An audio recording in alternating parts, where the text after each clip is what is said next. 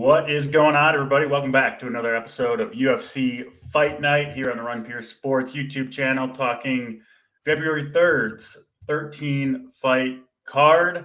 We got the three-man booth today. You guys know I'm Draft Sheet, joined today by JSU and Mad Lab. No Drew today, but I'll give out those all-important ownership numbers as we progress through this card. We'll start with you, Mad Lab, over there, looking relaxed, looking ready to pick some winners on today's Saturday morning. How you doing, Mad Lab, on this Saturday?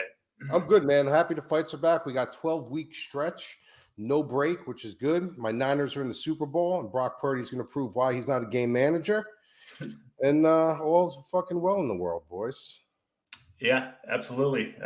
First weekend without football in a while, JSU. I got to say, I'm not a fan of the no football weekend, but is what it is. Glad we got fights today, golf, NBA, of course, and the sports never stop, even if it's a little bit slower weekend than normal. How you doing on the Saturday morning, JSU?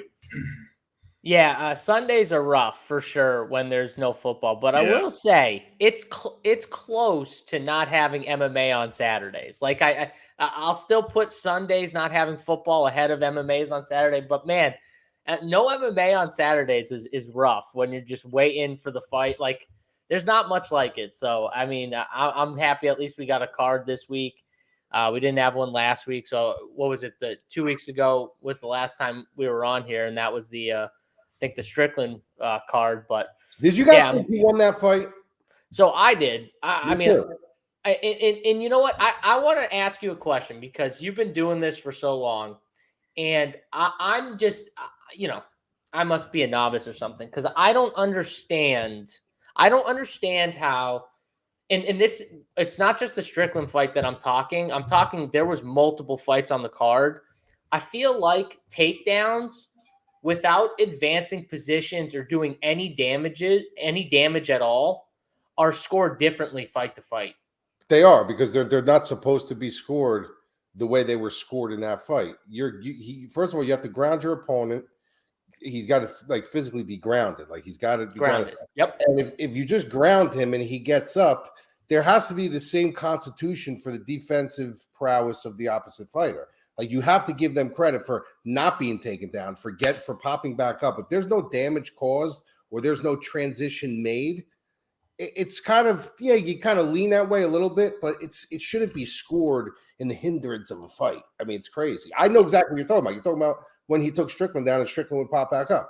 Well, yeah, and I'm not talking about just that fight, though. There was 3 different fights on that card where I can remember thinking in my head going, well, man, they took him down 3 or 4 times, but they didn't do anything, and then they pop back up, and how are they going to score that? And I felt like they scored it differently fight to fight because the Katona fight happened with Armfield, and Katona took him down 4 times, and he had, a few minutes of control time, but he really didn't do anything. He didn't even advance positions almost any of the times. And people in our chat thought Katona won the fight. And I was like, you guys are crazy. He had 40 more significant strikes or 30 or 40 more significant strikes than Katona. And when Katona took him down, he did nothing. So I don't know how you would even think that's a close fight. But in the Strickland fight, I felt like they did give him those takedowns, Duplessis those takedowns. And that's one of the reasons why he won, some of those rounds. So I was just confused. Like in one fight they didn't, and in another fight they did. You got to remember, too, that he's not publicly liked, especially over in Canada with all the shit that he was doing over there. So any little hairline that they can get. And listen, guys, I'm not a conspiracy theorist. I don't believe. I don't think it's conspiracy, though. It was close. It was close, but I'm saying when you have somebody that talked about Canada, talked about how there's no freedom of speech, and it's a close fight, you're gonna be like, fuck him, give it to the other guy. Yeah. Well, let's be honest, too. I mean, the guy who gave it to him, the final judge, do you know he's been against Strickland in every split decision he's ever been in? No, that's not shocking to me whatsoever. I mean, I love MMA, but let's be honest. The worst part about it is that the judges get to decide so much. It's so inconsistent, like you said, JSU. Even even the same judges judging it can kind of, it seems like, use different criteria, like you said, from fight to fight. So yeah, it's definitely Yeah. I could get it, DC, if it was like, hey, these three judges, Sure.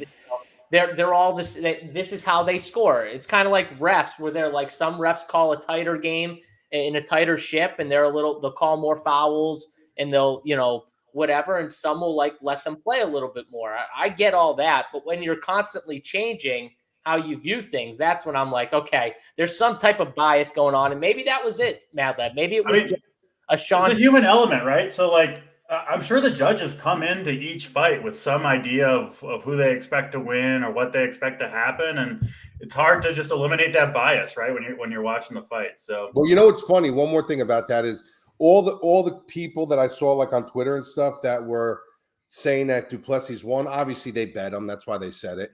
And then number two is if they were, a lot of them were the robot judging guys, the guys who were like, we need robot judges.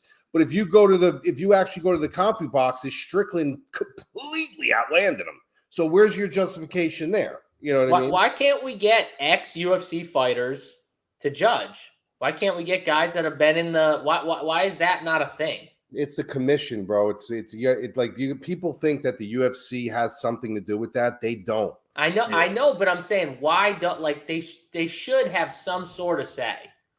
It's almost like it's almost like you trusting somebody to run your company.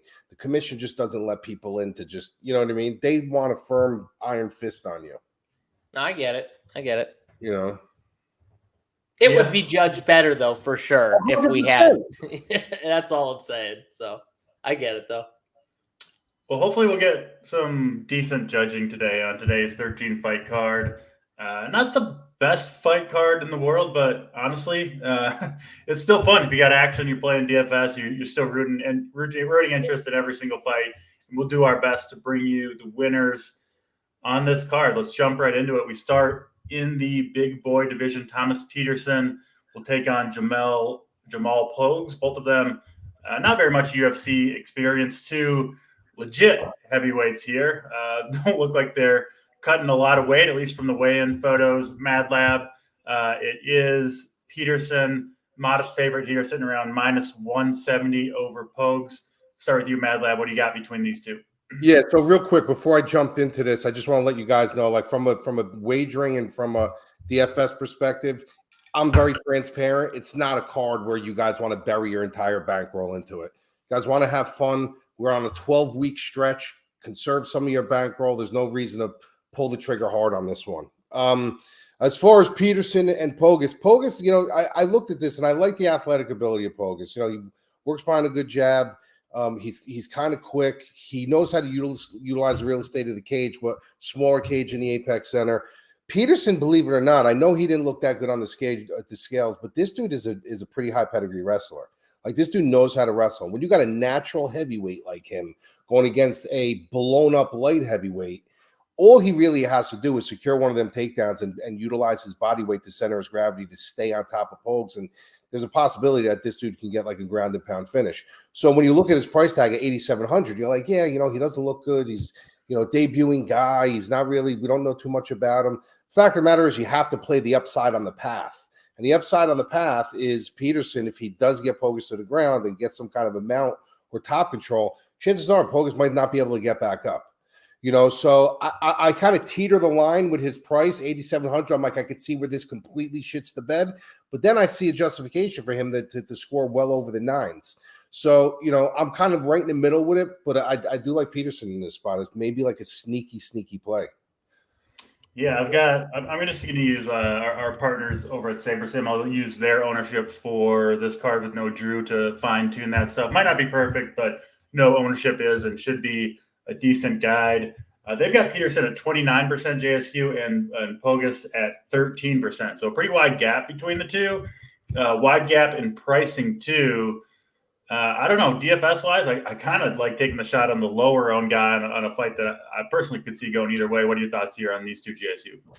Yeah, so first of all, I'll be I can guarantee you I'll take over on 29% for Peterson. I think that he comes in, I would say high 30s or 40% owned, somewhere in that range. I think he's one of the best plays on the card from DFS perspective. This isn't a guy. One, he is a good wrestler, like Madlab said, and once he gets you down, he's not one of those guys that's like, okay, I'm going to take my time, position over or submission. Like, he wants to get on you and pound you. He wants to ground and pound. Now, he can snatch up a submission, but he's looking to drop haymakers, elbows, and that's what you want in a guy. You want a guy that's looking to finish. And once Pogues gets down on his back, he ain't getting up. So you're either telling me he's lasting the full round, which I think is going to be tough if that dude's on you for 3 minutes, or he's getting finished here early. So I really like Peterson. I think his upside's up there. I agree with Madlab. I think it's one of the higher upsides on the card. You know, what I will say about him too is mistake-wise, if you guys are talking about, well, the bigger guys tend to get reversed and stuff like that. Yeah, it is true because they're not as athletic. But if you look at all his submission attempts, they're all power submissions, which means they're nothing crazy. He goes for the real basic key locks and Americanas and stuff like that, stuff that's very weight-bearing that he doesn't have to make these big movements. So he gets on top. Like JSU said, I don't think he's getting up. Fair enough. 2 for 2 on Peterson there. I will say, most of these fights on the card are pretty closely lined, at least by the books. I think the biggest favorite is like a -340, -350. So 13 fights, you usually see at least a couple, 500, 600, 700. Yeah, you don't have your 600, Yeah. favorite here on this card, which is interesting. Yeah. So, I think you'll see a lot of variation in terms of people's roster builds and potentially a unique winner at the end of the night as well, which makes for a fun DFS slate. Next fight on the card, Markel Medeiros -135 over Landon Quinones. Back to you, Madlab. What do you got for these two? I'm going to be completely honest with you guys. I'm going to probably pass this one off. I'm going to talk about it a little bit, but I can't get a good beat on these guys. Like, these are two guys I've watched some of their film, and I just can't get a good beat on them. I'm leaning Medeiros just because I think he's the guy that's going to be more consistent over 15 minutes, but I can make an argument for both of these guys. And from a DFS perspective, I'm having trouble like really forcing them into my lineups. Like I every time I'm building my lineups, they're kind of left off it. Like, I don't have a lot of interest in this fight, and maybe it's because I don't have a good beat on them, but I'm lightly leaning Medeiros, but I do think the price should be gapped a little closer. Yeah, ownership-wise, Medeiros is at least projected higher ownership, not by a huge margin. Makes sense with the with the line the way it is, JSU. And yeah, man, I think that's important to say when you don't have a strong lean on a fight either way. Say that, because then when you do have a strong lean, right, when you do feel strongly, it means a little bit more to the viewer. Yeah. So I like that, being forthcoming that way. What about you, JSU? Do you have a strong lean on this fight? Yeah, I mean, DC, what do you have Medeiros ownership at, or what does Saber have him at? Because I think he's going to be another guy. 28 okay. Medeiros and 20 Quinones. Yeah, it's interesting. I think the first two fights, you're going to see Medeiros and Peterson, two of the higher-owned fighters on the card. Like, I think they're going to be pretty popular here. A lot of hype coming out for Medeiros. But it's funny, like, so there's a lot of hype on him, but Quinones, I mean, that dude just went in and fought a war with a fighter that is probably better than any of the other fighters Medeiros has faced in Hassarat. So I don't know how it's like everyone loves, Medeiros, but no one's talking about Quinones like he's just someone he's going to run through. And I don't think it's the case. This dude is tough. I mean, he took that fight on short notice against Haparas. He fought a 3-round war where, I mean, the first round, I think he won, or it might have been close because I know the damage, the harder shots were with Haparas. But, man, he beat the crap out of that front leg. He made him switch stances really early in that fight because it was compromised. But once he did that, Haparas kind of figured out how to get him. And Quinones, because he took the fight on short notice, his cardio probably wasn't where he wanted it to be. And he started to slow down. He didn't quit though, which was the impressive part, because some of those shots Haparas was putting on him, I mean, the body shots, he was working the body and the head. I mean, a lot of dudes would have went down and out, and Quinones didn't. So I think that shows this dude is tough. The volume, even though he was tired, And you know, when a fighter like Mad Lab, when a fighter's looking in the second and third round, when there's about 2 minutes left, you see their eyes, they go over, they're looking like at the clock, like they're turning away from the fighter to look at the clock. You know, like, okay, they're just trying to get through. They're just trying to make it through. When is this round over? Okay, I got 2 minutes left. Thank God. But that's a cardio thing. I think this will be a different fight. And I think this is going to be a close fight. I think Quinones has a chance to win this fight. I think it goes to a decision. And I think this could be one of the funner fights on the card here. And I like Quinones, honestly. If everyone's going to be on Medeiros, I'm going to go the other side with the dog. Makes sense to me. I mean, he landed what, 148 significant strikes on hack press. Like that's in DC. He was exhausted.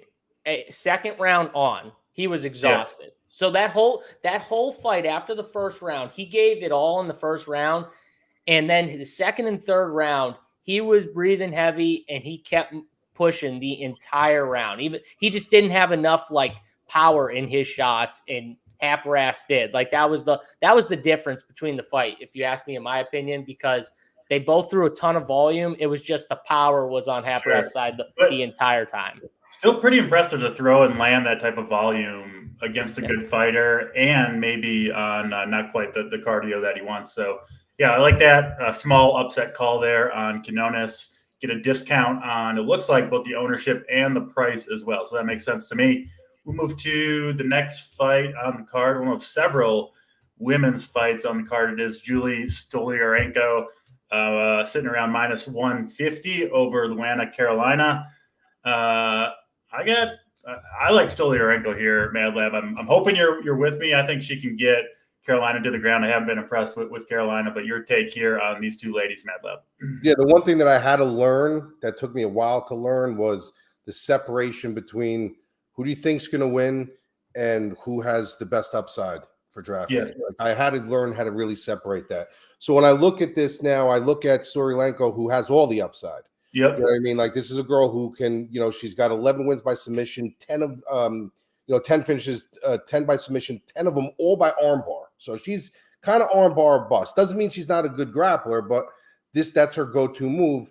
And a lot of them I think all of them actually are in the first round, except for one of them. So there's your upside. Your upside is if she could snatch up an arm or snatch up a limb in the first round at 8,200. Carolina, on the other hand, if she wins this fight, more than likely it's going to be by decision. More than likely. You know what I mean? So even if she doesn't get the submission in the first round, she's still got another 10 minutes to snatch something up. And because they're priced so closely, I mean, there's really no gap. How do you not play Stoliarenko for the upside? You know what I mean? So I do like her here. I do think she gets the submission. If she doesn't get in round one and doesn't get in round two, then this thing goes to the cards. Then it'll get a little nerve-wracking because Carolina does have good takedown defense. That's the one thing about her. She does have a good takedown defense. And once she gets into that flow state, she's not a killer. She's not crazy with volume, but she knows how to keep you off her. Problem is, it is a smaller cage. I think Stoliarenko is going to find her way in. She's going to end up finding something, I think, at some point in the fight and probably submit her. So I do like her at 8,200. I think she's a play that you kind of scatter her all over your lineups.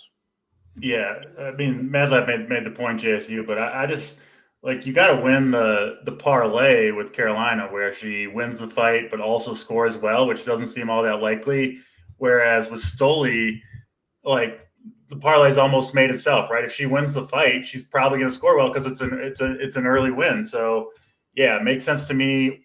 Ownership looks like it will reflect that. Stoliarenko coming in around 32% compared to 18% for Carolina. But in my eyes, at least, man, that 18% in Carolina is a little bit too high. I just don't think she's got that great of an opportunity to end up on the winning lineup tonight. Your thoughts, JSU, on the two ladies? Yeah, and Carolina, like when you look at Luana, she is someone that she's a decision fighter mainly. She's not really, you're not really in any danger of like being finished most of it. Even when she's in like really good position to finish you, like literally, she still struggles to get you out of there. So for Stoliarenko, I think she's the clear DFS play. Like, I don't know how it's a closely, priced fight. And I don't know how you can just, for DFS purposes anyways, 8,200 Stoliarenko. I have to play some. And Carolina, I can't play any DFS. I think she gives you in a win. She's giving you like probably 70, 75 is the best she'll give you, like somewhere around there. And, she could give you like 50 or 60, in a win. So that's what she wants. So she wants to stand and strike. She doesn't want to, take this to the ground. She wants to use the reach and stuff. And, I just don't like her for DFS. So she's out of my pool. I'm fading her and, Stoliarenko just because she has the finish potential, probably early submission, like you guys said, if she does. Yeah, and I'll pull up the ownership percentages from our guy, Dan, in chat. Probably going to be a little bit more accurate. He's got, as he said, Carolina way down at 10%. So I'll reference those. I think I've got them from here on out. For now, though, we'll move to the next fight on the card. It is Blake Bilder, underdog here, sitting around plus 150 against Jungling Lee. I think we might see some fireworks in this one. Mad Lab, what do you see between these two? Here's the problem with this fight, man. Like Blake Bilder, if he puts 15 minutes together, he's actually a pretty good fighter. The problem with Blake Bilder is he has no idea how to put 15 minutes together. This guy takes off island pockets in fights. He takes off. And you can't take off, especially in close fights. You take off a minute in a fight, you're losing the fight, you're losing the round. So Blake Bilder has a good ability to fight, but his problem is he will take off spots in every fight. Lee is not the guy that you take your foot off the gas with. This guy has his foot on the pedal the whole entire time. He's got good striking. He's got good range management. He's got very, very tricky entries. A lot of inside trips, a lot of outside trips. Like this dude I like this kid. I watched a good hour and a half of film on this kid. I really, really like this kid. I think this kid has a lot of potential. His body, his muscle bellies are wound together real tight. You could see he's got almost like a taller version of a Song Yadong body, like this kid. You know what I mean? He's just not as muscular, but he's got that tightly wound body. I like this kid a lot, dude. I think that if Bilder takes his foot off the gas in this fight for any which reason, he's not climbing back up the hill. I think Lee will start running away with it. So I do like Lee in this spot. I do like him from a DraftKings perspective, just from mere fact, like DC just said, probably going to be a high-paced, high-pressured fight. And if Bilder does back off, Lee's not going to back off. He's going to keep bringing the fight to Bilder. So I do like I could make an argument for both guys being really good plays. Bilder at sub 8,000 too, just for the mere fact that if he wants to be in this fight, he's going to have to fight to the pace of Lee, which is going to bring and extract a lot more volume out of him. So both guys are on the board if you're looking at them, but I have a lean on Lee. All right, Mad Lab on Lee. Ownership-wise, looks like we've got these guys both right around 20%. Lee slightly higher owned, but close enough where not a huge factor. The ownership shouldn't be in your decisions for who you go with. But what do you got, JSU, between these two? Yeah, I mean, I think Lee could honestly finish Bilder too. I like Lee here a lot. I mean, Nelson really killed him with the jab. I'm pretty sure just right up the middle, was just crushing him with it. If you watch the Shane Young fight too, like outside of that one takedown, which won him the round, and the very late burst at the end of the fight, the third round, where I think there was about 2 minutes left in the fight, and Bilder started to say, "Oh shit, I'm behind," and that's how he kind of won the fight at the end. Like Mad Lab said, he literally takes 2 minutes off, like at a time in the rounds. Like he's literally like, oh crap, there's 2.5 minutes left. Oh, I got to start going. I'm behind. And that's the third round. And then he just starts to throw. But he did it in the first round. He was circling, didn't throw for like 2 minutes of the first round of that fight. And even the guys were talking about it, like he hasn't even thrown a punch or a kick yet. So that's the stuff that drives me insane. I don't think Lee's going to allow him to do that, though. So does he, can he figure that out, or does that kind of make him, because he wants to fight that way, clearly, I think Lee's going to put him in uncomfortable spots where he's not used to being, and he's going to end up finishing him. I don't think Kyle Nelson was that type of guy, but I think Lee has that type of finishing where he could put this guy out if he needs to. And if he does that, if he does take time off. So I like Lee a lot here. I think he gets done inside the distance. All right, 2 for 2 on Mr. Lee. Next fight on the card, we do have the biggest favorite to finish the fight is Mr. Themba Gorimbo, one of the only favorites to finish the fight on the entire card. He'll face Pete Rodriguez, who is, I think, a late add to the card after Gorimbo's original opponent didn't make the fight. Back to you, Mad Lab. Gorimbo and Rodriguez. What do you got for us?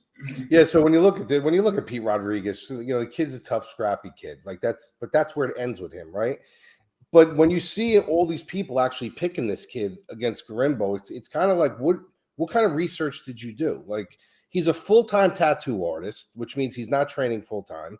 He's coming in on late notice, which means he's working full-time, and his nutrition's not there. He's probably not training as much. So he had about 3 weeks to train for this fight. Like, where is the confidence that Pete Rodriguez wins this fight? Why? Because he's just durable? Like, it doesn't even make sense to me. It makes zero sense to me. So that's as far as I needed to go with the breakdown. I didn't need to go in all the intricate nuances of who's got a better jab and who's, a better wrestler. I just needed to see, okay, you have a full-time tattoo artist that's coming in on 3 weeks' notice that ultimately isn't in great shape as it is. So God knows what kind of life he was living, up leading to those 3 weeks. He had 3 weeks to get ready for train. Good for him. He made the weight. But now you're going against a guy who literally had an entire training camp, who's bigger, who's longer, who's rangier, who's a better athlete. Like, that's all I really needed to see, with this. Is Rodriguez durable? Yeah, he's durable, but durability is not going to win you a fight if you don't have the skill set behind it. So I'll take some shots on Gorimbo here at 9,200. I know that he's a little pricey and he's not a $9,200 categorized fighter, but when you're going against a guy with all those things against him, it's worth a couple swings.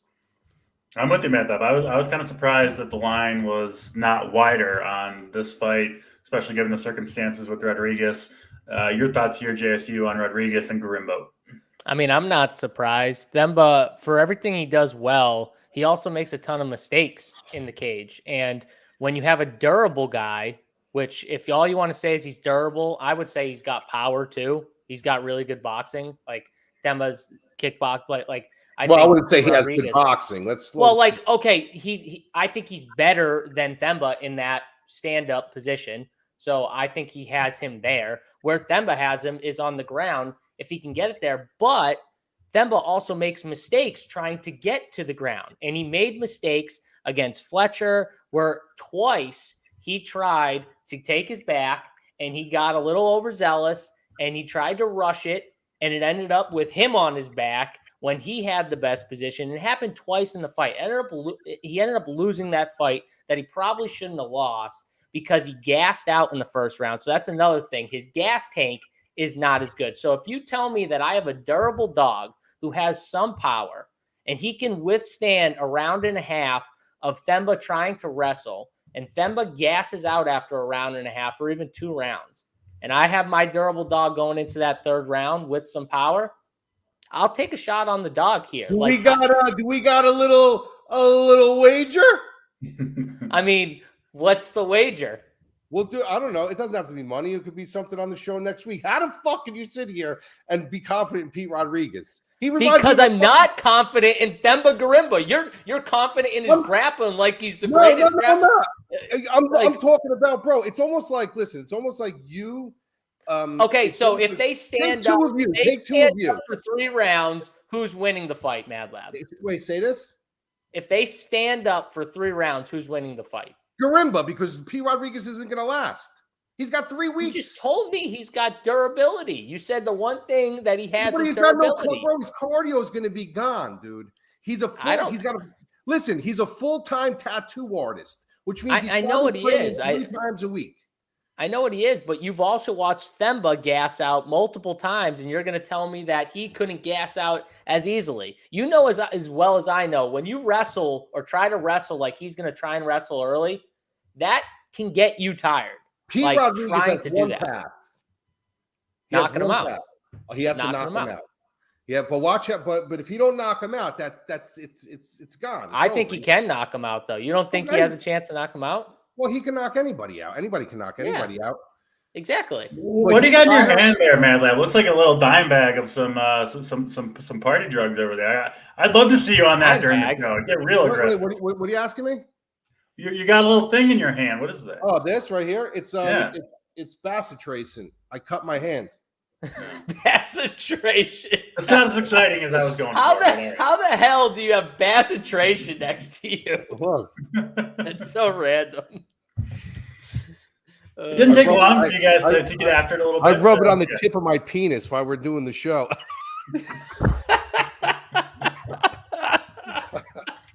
Oh, man.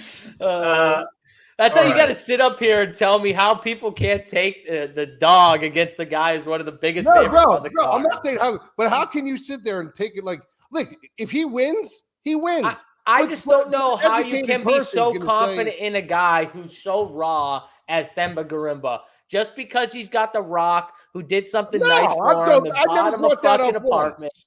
I never And brought bought that him- up once. And bought him an apartment, which is great, by the way. That's fucking No, he bought awesome. him a That's house. Rock did that. Or a house, whatever he bought him. Fucking awesome. But Dude. that don't mean shit when you get in that cage. And I'm telling you right now, if he is one of those guys, he tries things and he's kind of rushing a lot of I things. And I'm agree. telling you right I'm not now. saying he's a good fighter. Don't. Yeah, and I'm telling you right now, he can get caught trying to rush something. 100%. And that's all I'm saying. And Pete Rodriguez is live, and there's not that many good dogs on this card. He's not going to be owned. I think he's a good shot in DFS. Like, I think he's a good dog to take a shot on. All right. All right. What do you want to bet? I don't know. You tell me. You make something up. What do you want me to? What do you want me to wear? What do you want me to wear? Why don't you wear a fucking purple thong? You're the only I'm one not that wants that, rubbing. man. I'm not Nobody else rubbing wants that. bassitration on my dick. That's all I know. I'm not Bro, doing that. I'm telling you, bro. Bassitration is really good for your cuts. It's Well, yeah, cuts are different. It's what is it called? It's ointment so it doesn't get infected. All right. Well, I'm glad you're taking care of yourself, Matt. cut it We'll with a take your fucking- word for it, Matt Lib. All right, go ahead, guys. Let's get to the next fight on the card. Lav, I'm interested to hear your breakdown of Azat Maxim, who is one of the bigger favorites, sitting around minus 250, undefeated. What is he, 17-0 in his pro career, coming off a little bit of a boring victory, but a victory nonetheless in his UFC debut against a veteran in Charles Johnson, who, at least in my opinion, pretty run-of-the-mill fighter for the UFC at least. So yeah, your thoughts on Maxim? How legit is he, and what do you think about this line? As he's a 250 favorite over Charles Johnson? Go ahead, Matt Leb. Everybody was really high on Charles Johnson. Remember when he was coming in? Everybody was like, "Oh, dude, super athlete, good striker, this that." Everyone was, and I just didn't see it. Like when guys come into from LFA or these promotions, like you guys got to remember. Yeah, you got to be good to be there. You got to be good to be in Ring of Combat. You got to be good to be in LFA. You got to be good in Jungle Fight and all these, but you got to be good. But it's a different tier, man, once you get to the UFC. Like, you can't leave many stones unturned, right? So when he came in as a good athlete, a good striker, but the dude has zero takedown defense. Like, in 5 fights, I think he got taken down like 32 times. He got taken down like 13 times in one fucking fight. Like, his takedown defense is putrid. So, is Maxim like this huge prospect? No. Do I think he's a good prospect? I do. I like this kid. I think he's a tough kid. And this is another kid where it's just a path for me. Like, he's got that path to if he gets his grappling going and he gets in on Johnson's hips, he's going to take him down. Like, it's just what it is. He's going to take Johnson to the ground. So that's where it lies for me. I don't like the price tag because I can see him making an entry down the center line, not being linear, and maybe Johnson catching him with something, and we're like, what the fuck just happened?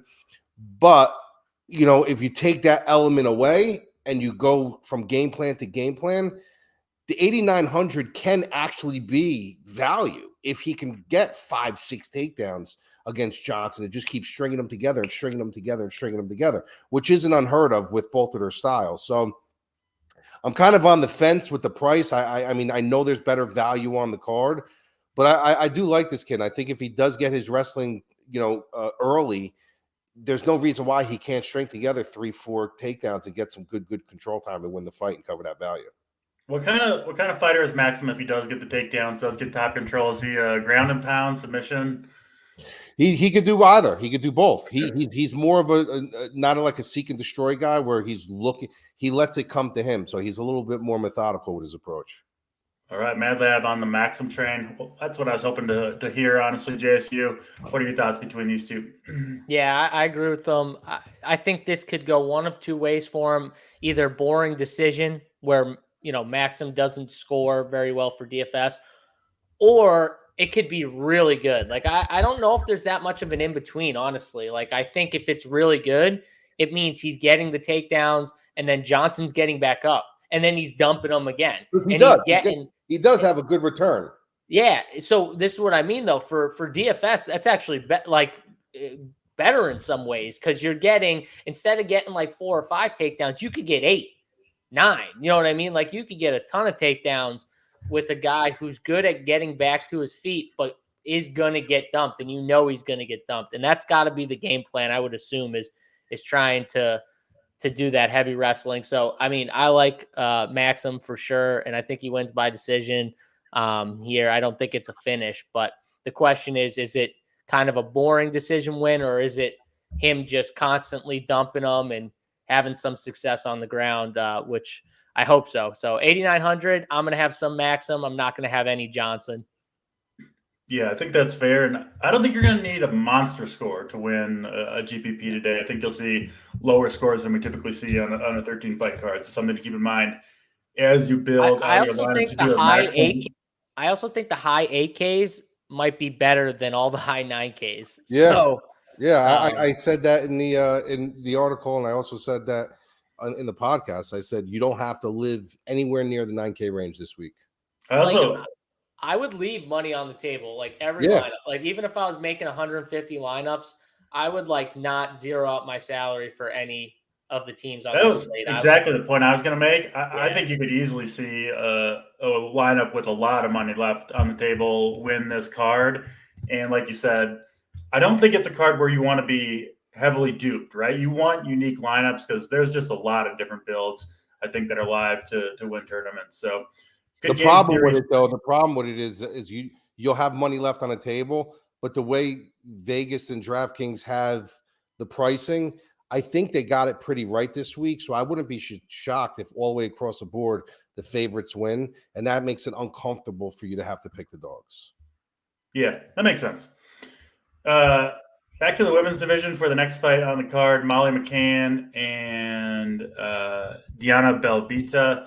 It is McCann, another decent-sized favorite, sitting around minus 260 over Belbita. McCann coming off 2 pretty rough losses, 2 round 1 subs where she really didn't do much of anything. Some hype around McCann, obviously kind of a popular fighter, at least relative, I think, to her skill level, Mad Lab. This is one where, I kind of wonder, is this the UFC trying to get McCann back on track, trying to prevent her from losing 3 fights in a row? It kind of seems that way to me, given her kind of a mostly stand-up fighter in Belbita. But your thoughts between McCann and Belbita, Mad Lab? Yeah, I mean, you said it perfectly. I can't, that's exactly what they're trying to do.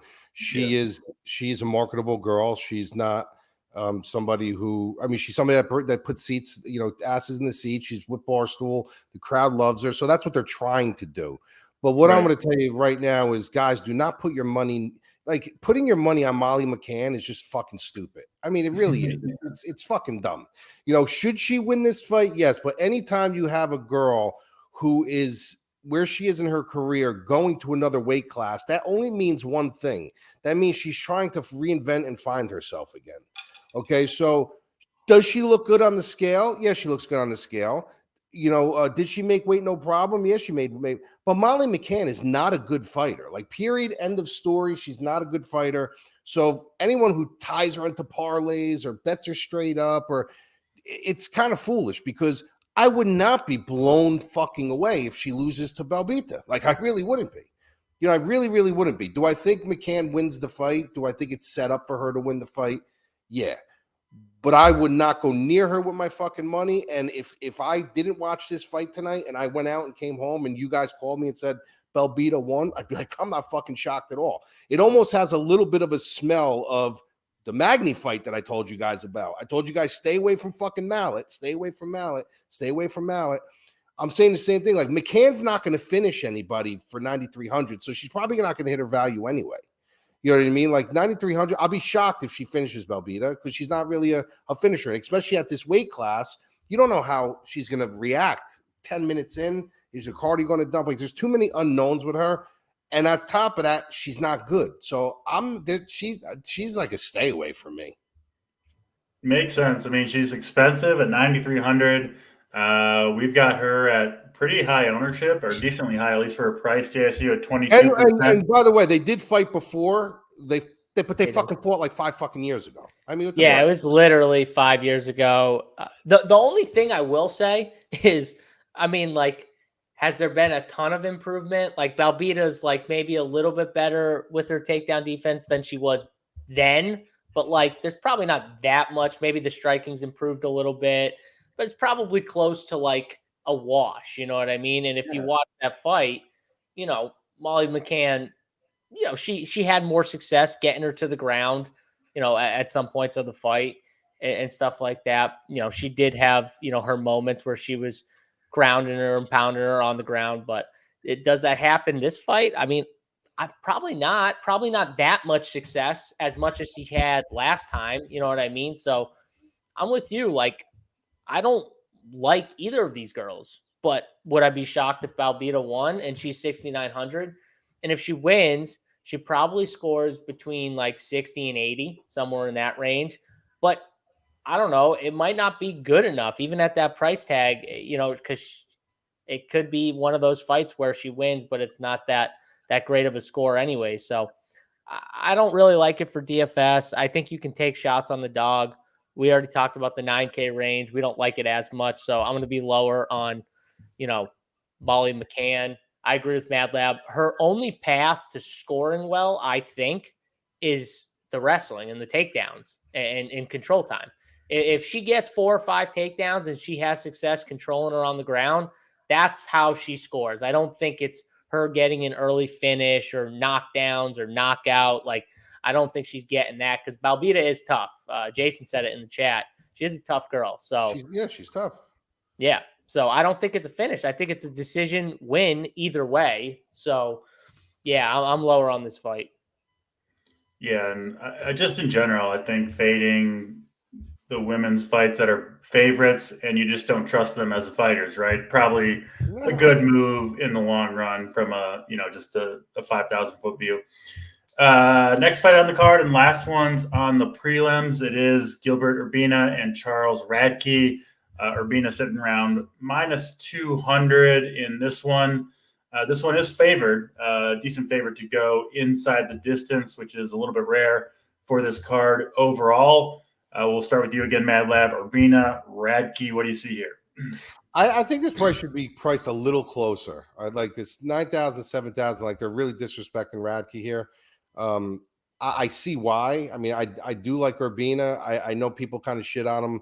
They said he gets his credit because he comes from a lineage of fighters, and and I get all that. Like, it's probably pressure on him, but the kid is active. Like, Urbina is an active fighter. He is a guy that can get you that 9K price tag if things roll his way. But Radke's not no pushover, bro. He's a tough kid, Chuck Buffalo. He is a tough kid. But him on the same stretch, the film I've seen of him, like, I've seen him make a lot of fucking mistakes, dude. And Urbina is the type of kid that if you make that many mistakes, even though he's hectic and chaotic in there, eventually he's going to fall into that hole of mistakes that you make. And if he gets on top of you, he could sub you. Like, he's got a multitude of ways that he can actually finish you, So it's almost like I have it in my mind that it's going to be like a really close fight until it's not anymore. Like, something's going to fucking happen where Radke's going to make a mistake and you're going to be like, dude, I fucking had him at 7,200. He looked so good. And then he got caught. So, like, I could see a situation like that happen. And then Urbina, the guys who have him back, they're saying, damn, I can't believe I rostered him at 9,000. And then he falls into that hole of one of Radke's mistakes and it's over and you guys are looking good. So, like, that's the way I'm visualizing it happening in my mind. But if that mistake doesn't come, Radke's live because he's a tough kid. Like, he is a tough kid. So my initial lean is Urbina. In the 9K range, he is a guy that I think you can get a little sneaky with. But Radke's a guy, if you guys are looking for like almost a borderline punt dumpster dive dog, I've seen a lot worse than Radke at 7,200. Yeah, I like both these fighters better, JSU, than the last fight, right? Like, even if you're taking the dog, I like Radke better than Belvita. If you want to pay $9K for a fighter, give me Urbina over McCann. See you nodding your head. Sounds like you're on the same page. Talk to us, Urbina and Radke, JSU. Yeah, I mean, I think Urbina, for me at least, is probably my favorite 9K fighter overall. So, yeah, I mean, I like him, but I agree with you. Like the dog, he's definitely in play too. He's better than Balbita. I think it's a good fight to be invested in. You know, Urbina, like Madlab said, he's a little chaotic. And I would throw out like the fight against, shout out Pooh Bear, Brian Battle, where he took it on short notice.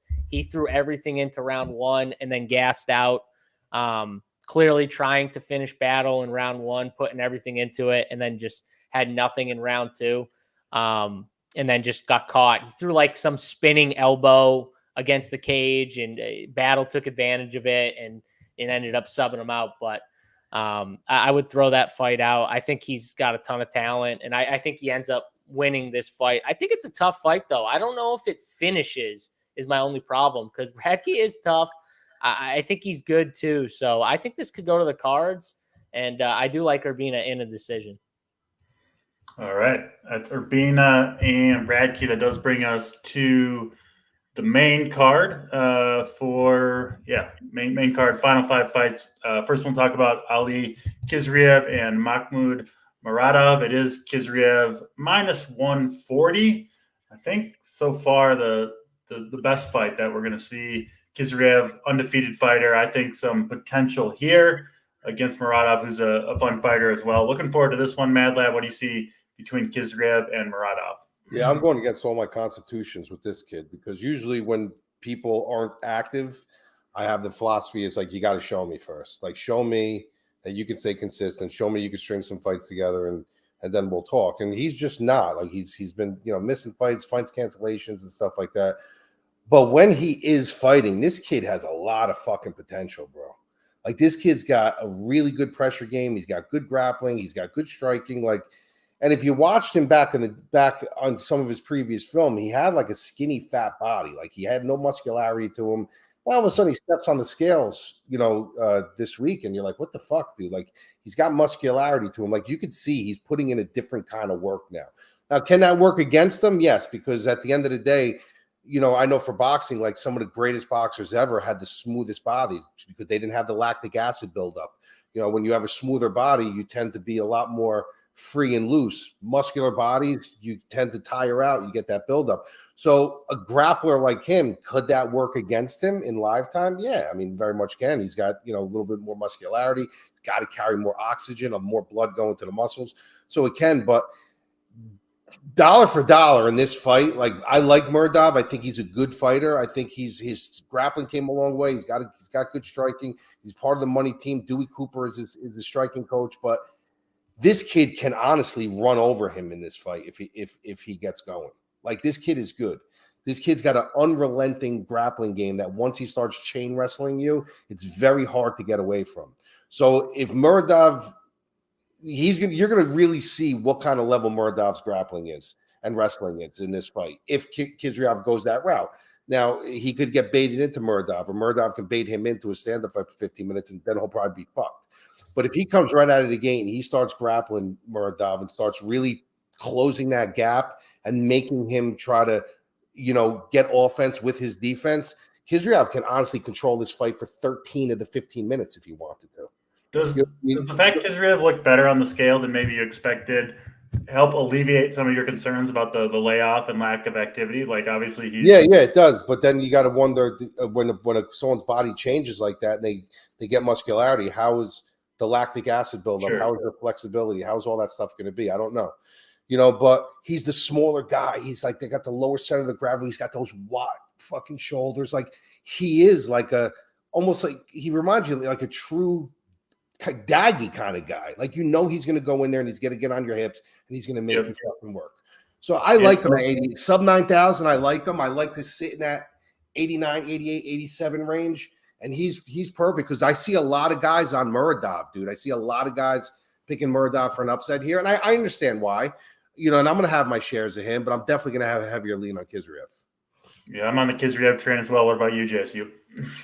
Yeah, I mean, I'm on the Kizriev side too. I think Murdov's good though. I mean, like, I don't think he's a bad fighter. I think, he's talented. If it was to stand up for a good amount of the fight, I think he would have a shot to win. I just don't think that's the plan. The one thing that I noticed in the Tululin fight is Kizriev tried to wrestle, and then Tululin got him to like stand and bang in the pocket for a little bit. Almost like fought his fight. And then the second round, he was like, screw this, and came right out and just grabbed him, got his back, and finished the fight. And I was like, interesting. Like, it's almost like he wanted to test himself and pull him into a battle for a little bit with Tululin to like show off his striking. But I think he's got both. Like, he's not just the ground guy. He can stand and bang with you. I just think it's a bad idea in this matchup. So hopefully comes out, wrestles. I think if he does it too, he can give you 100+ points here if he does that and wrestles. Even if it does go the distance too, he's one of those guys that, can put up a big score wrestling. So I like him in DFS a lot, and I'll be betting him too.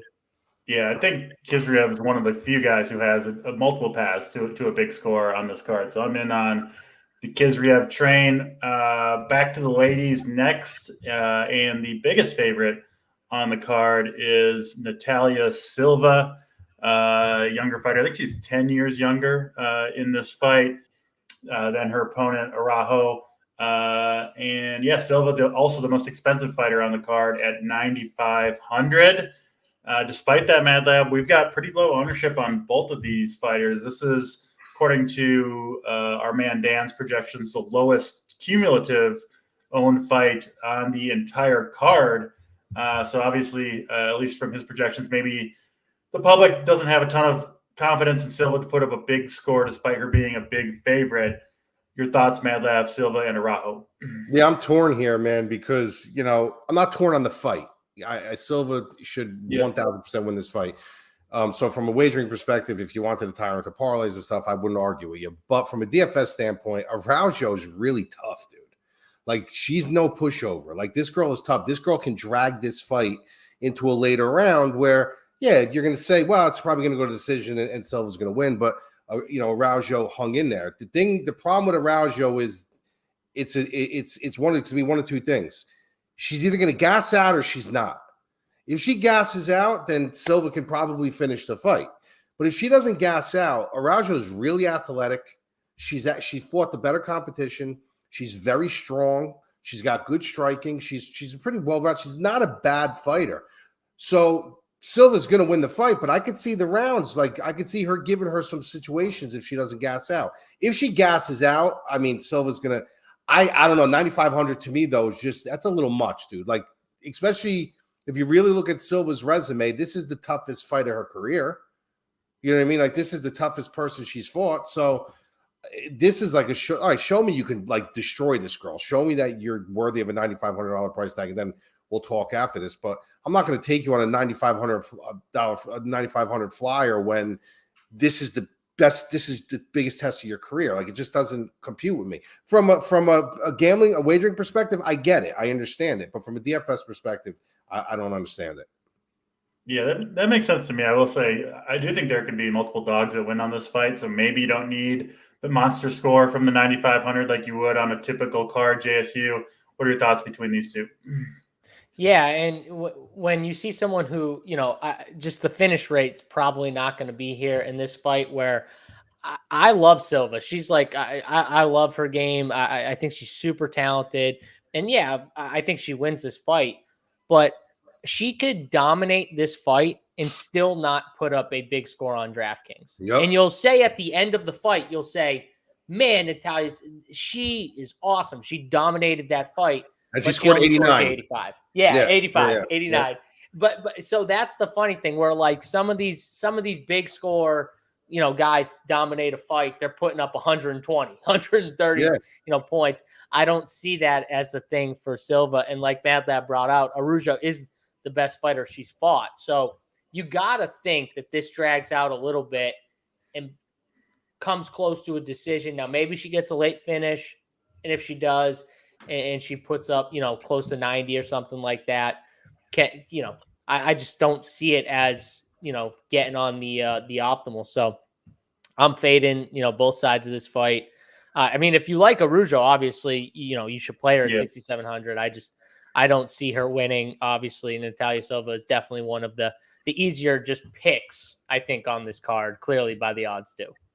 Yeah, obviously Araujo could get there if she, at that price point. But even in her wins, she's never scored over 100 DraftKings points. So it's probably not a fighter, or at least that the three of us want to invest in on this DFS card.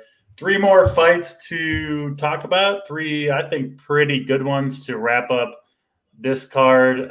First one we'll talk about is Mr. Randy Brown. He's a decent favorite over Muslim Salikov here.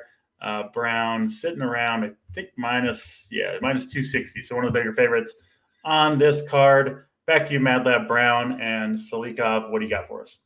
Yeah, I mean, Salikov's a guy like you're just waiting for his wheels to fall off, right? I mean, the guy's 40 years old. He's got over 200 kickboxing fights. Like the guy's like crazy insane, dude. And the guy's wheels haven't fell off yet. But you're never going backwards, right? Like you can't. Father Time is undefeated, so you're never going. So eventually, it's going to happen. Like eventually, we're going to be watching Salikov fight. We're going to be like, here it is. This is the fight. Like this is where he just got old right before our eyes. Is it going to happen now? I don't know. But when you look at the style, I try to keep that out of the equation for now. But when you look at the style and you look at Randy Brown, and I know Randy Brown's trainer, Matt Cully, is a really, really good guy. They've been together for a long time. We used to call fights together, have Ring of Combat together. And he's a very intelligent guy. And they put together good game plans. And if I know Matt enough, I know that he's saying this is how he beats us, like spinning back attacks, spinning back fists, all those crazy spinning things. So what do we do to nullify that? We're going to utilize your length. We're going to utilize your length. We're going to keep him at the end of your punches, keep him at the end of your kicks. And if he does crash the pocket, which he's going to crash the pocket, you clinch up. You can either take him down, or you can kind of push him away and move linear. That would be the game plan that I could see Matt like putting into place for him. But is that going to be enough to score? Is Salikov going to be dangerous enough and kind of fear him back enough to be like, look, I'm not going to get in too close with this guy because he does have these spinning attacks, because he's going to have to move into break range. So that you got to wonder. So, I mean, I can also see Salikov getting in on him. A guy with 200 kickboxing fights, he has ways. He's fought guys with every range, but it's just the age factor for me that makes me nervous. But at 7,100, he's a borderline punt play. It's not a horrible play, but this should be Randy Brown's fight to win or Randy Brown's fight to lose. Like, it's going to be up to him if he wins or loses this fight. Yeah. I can see this fight. I could see this fight literally being one of those fights where, like, the first round, Salikov's just literally trying to figure out how to get in, how to like nullify the range of Randy Brown, and then we get through the first round and we're like, oh, that was quick, nothing happened. Breakfast Files just brought up a good point. It's going to be like when we broke down the Woodson and Jourdain fight. We said Jourdain's going to have issues with getting in with that spinning shit over a long range guy. I see a low scoring DFS fight here, JSU. I don't know about you. Yeah, I definitely see low scoring. It's almost like dog or pass in a way too. Yeah. Like, even though I think Randy Brown wins the fight, because I do think they're going to use the range, and I think that's going to be tough for Salikov to kind of figure out. But it's just from a DFS perspective, Randy Brown covering 9,100 is just tough to see the way he fights, honestly. So Salikov's tough dude too. I don't know if the wheels fall off here. He's talented enough. What is Brown by submission? I mean, that'd be the only way I could see him doing it. I'm going to tell you why, because I have a feeling Salikov's going to try to take him down. 400 is the best number you can get on Brown by submission. That is one that I could see that happening actually. Yeah, and then with Randy Brown's long limbs, like subbing him with like a guillotine on the way down. Yeah, I mean, that'd 400 be the only way at FanDuel for Brown by submission. I don't hate that. Yeah. That's Brown Salikov, a fun flyer bet there. Brown by submission. If you want to take that over at FanDuel, it is plus 400. 2 more fights to talk about before we get there. Just a reminder, we've got promo code running right now. RPS 15 will get you 15% off your first monthly or weekly payment. We've got Mad Lab's playbook. We've got core plays from everybody for MMA. Obviously, Super Bowl coming up, golf, all the stuff going on, CBB, whatever you want to do over at RPS, NBA, of course, in the swing of things right now. So join the Winner Circle, or not UFC, RPS 15 for 15% off. Mad Lab, why don't you talk about a little bit what you got going on over at your site? You can get, obviously, your main card breakdown, but not everything over at RPS. So go ahead, Mad Lab, talk about your site that you're running over there. Yeah, we do everything, guys. We got, the full wagers. I give you my locked-in wagers. Now this year, I also give you some flyer ones to think of. Like, I'm actually going to put that plus 400 as a possible flyer. It's not an official bet, but I put plays in that you guys want. Full breakdowns, from soup to nuts DFS, great Discord. But one thing that we are doing, that we actually have an extension site, we started a thing called Fight Club, fightclb.com. And basically it's March 23rd. We secured a bunch of tickets to the Apex Center for the event. So if you go over to fightclub.com, fightclb.com, opt in, private dinner at Javier's, suite in the Aria. We have a fighter that we actually did secure already, that will be joining us for dinner, and he's allowing us to do something else. He's actually a legend of the game. So it's going to be a great weekend. Go over there and opt in, and, obviously you'll get email sent to you, but it's something new that we're going to be doing a couple times a year. That's fun for, if you're a major fight fan. Awesome stuff. And I bet it's fun to watch a fight at the Apex. You're so close, right? Because it's a tiny space, so kind of that intimate environment. Yeah. Good stuff over there, Mad Lab. Let's get to these final two fights. They're fun ones. Crowd favorite and one of my favorites, Drew Dober on the card. He is an underdog here, sitting around plus 150 versus Renato Moicano, who's sitting, of course, minus 180. I think a little bit of clash of styles here, Mad Lab, but one that I'm looking forward to watching. And honestly, I could see going either way. Looking forward to the fight and your breakdown of it, Moicano and Dober, Mad Lab. Yeah, this is a fight, honestly, guys, where like near the end of the DraftKings slate, like if you're sitting on one of these fights, this could make you or break you, this fight, because one of these guys are getting finished. It's either Dober's going to be knocking Moicano out, or Moicano's going to sub Dober. When you look at Dober and you look at what is he good at, like everyone thinks he's just a striker. He's not just a striker. The guy actually started off as a wrestler. He trains in altitude, which is obviously a bone in his thing, and his chin is fucking granite.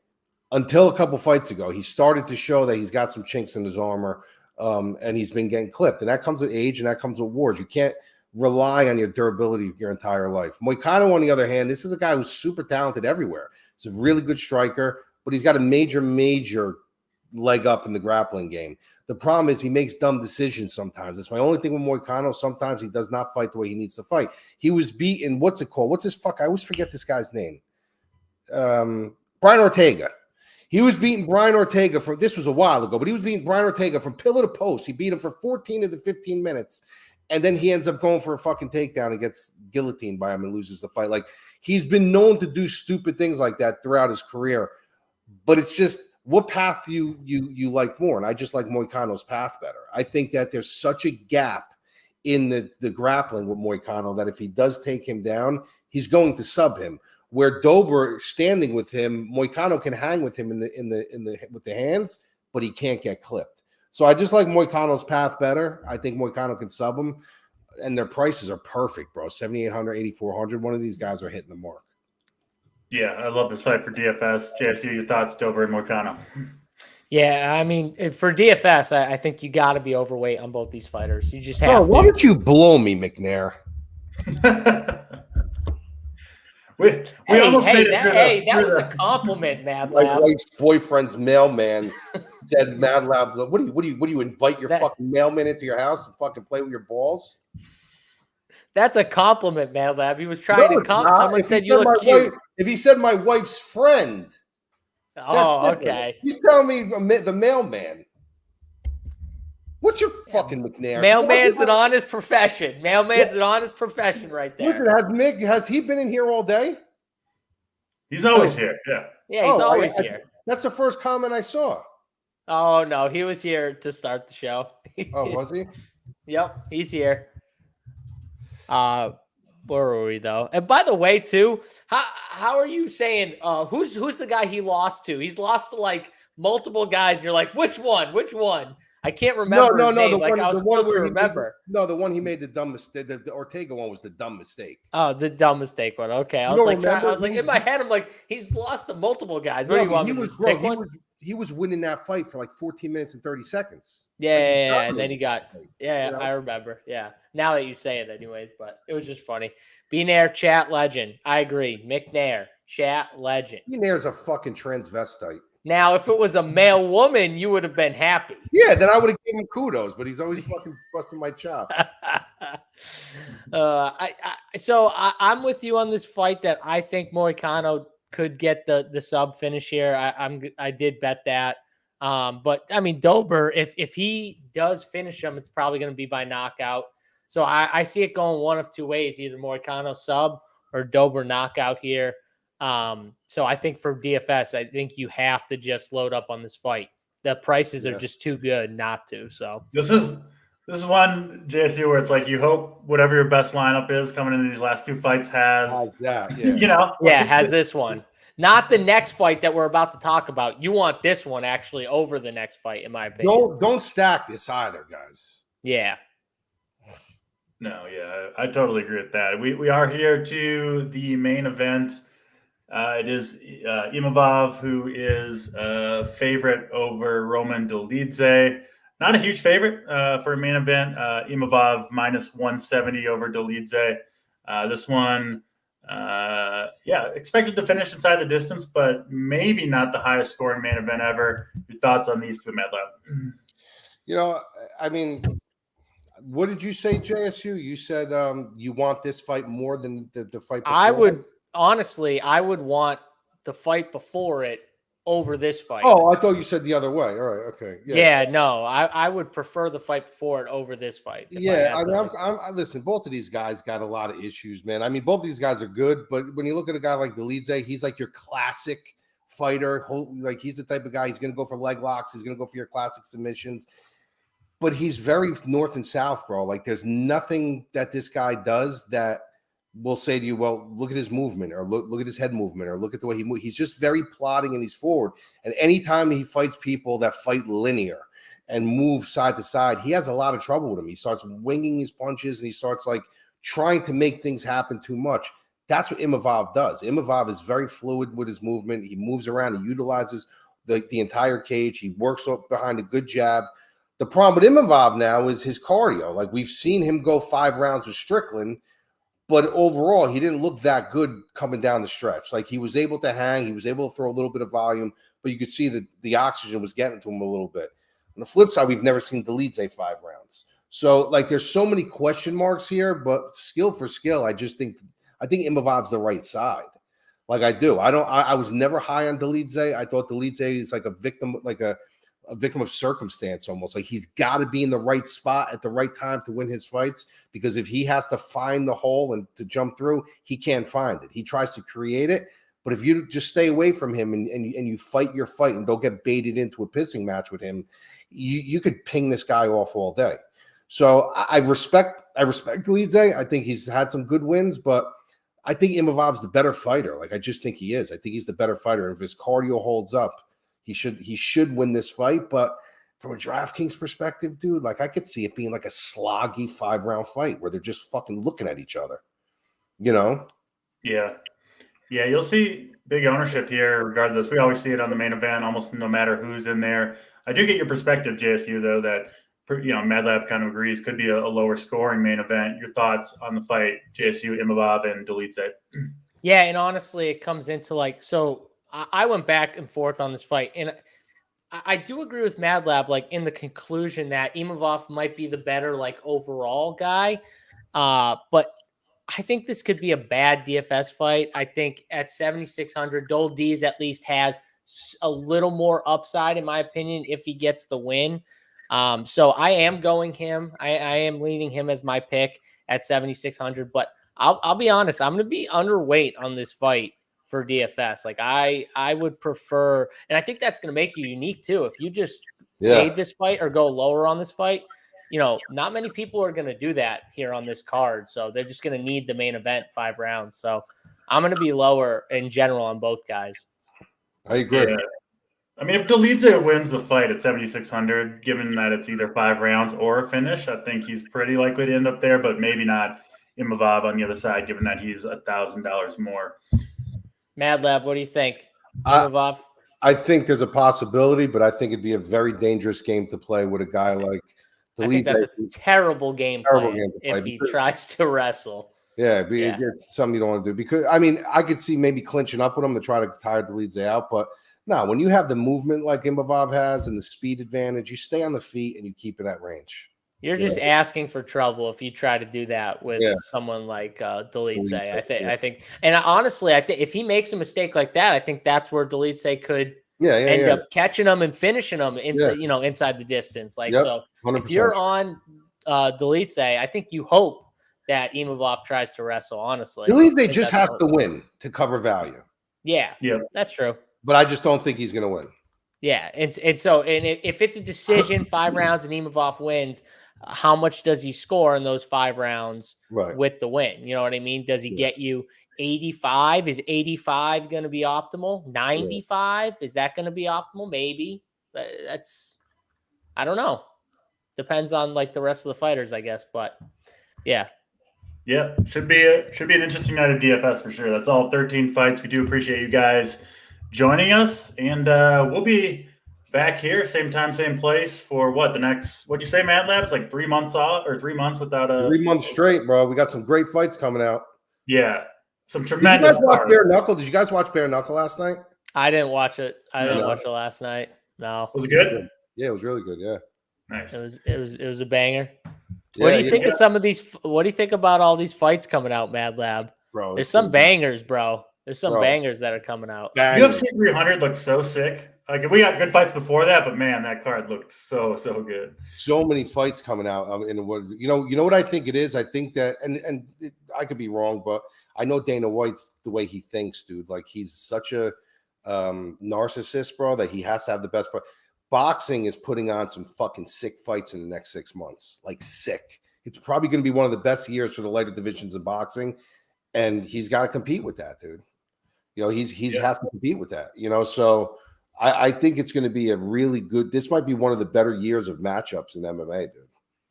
Yeah, I can't wait for some of the fights we got coming up. We'll of course be here breaking them all down for you guys. We appreciate you tuning in as always. Hit the like button on your way out if you haven't done so yet. We do appreciate that, and we'll be back same time, same place next week. For JSU, for Mad Lab, I'm Draft Sheet, and we're out of here.